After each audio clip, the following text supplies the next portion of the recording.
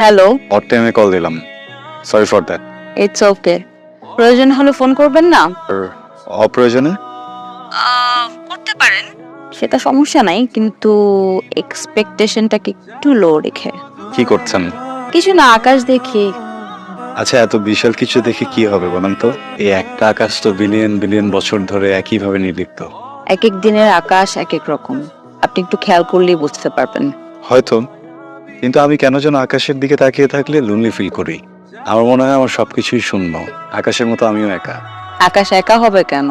Billion billion তারা আছে আকাশে। সব কিছুই আকাশকে পূর্ণতা দিতে পারে না। এই পৃথিবীতে কোনো কিছু পরিপূর্ণ না।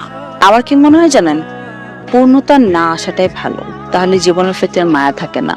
জানি না, তবে আমার মনে হয় একজনকে পেলে আমি পূর্ণতা পেতাম। শুনুন একটা কথা, কেউ কাউকে পরিপূর্ণ করতে পারে না, এটা সম্ভব না।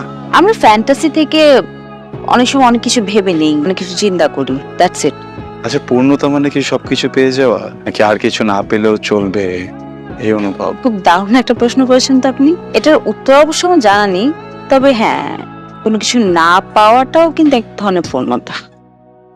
আপনি যান, এক্ষুনি যান, প্রেজেন্টেশনটা বানান, বস কিন্তু টাস্কটা কমপ্লিট না হলে খুব ক্ষেপে। ভালো গরিব গরিব খেলা খেললেন আমার সাথে, তাই না? বড়লোক বাবার বড়লোক ছেলে হয়ে আমার সাথে একটা গেম খেলে ফেললেন। ছোটবেলায় আমরা খেলতাম না এরকম খেলা?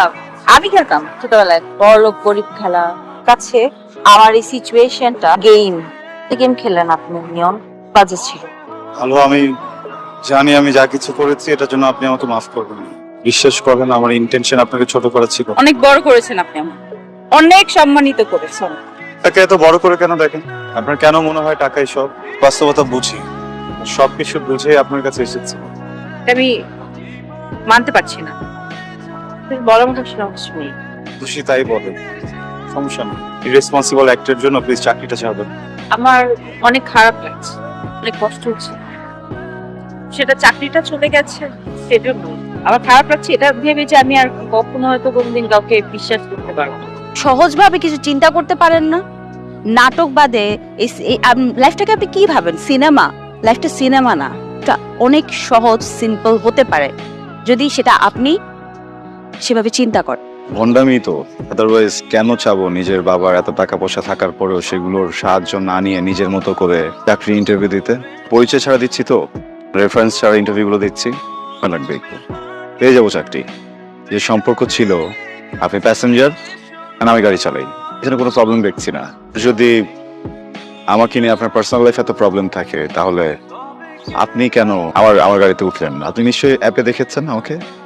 আপনার মতো না, এটাকে নতুন করে বলার আসলে আমার কিছু নাই।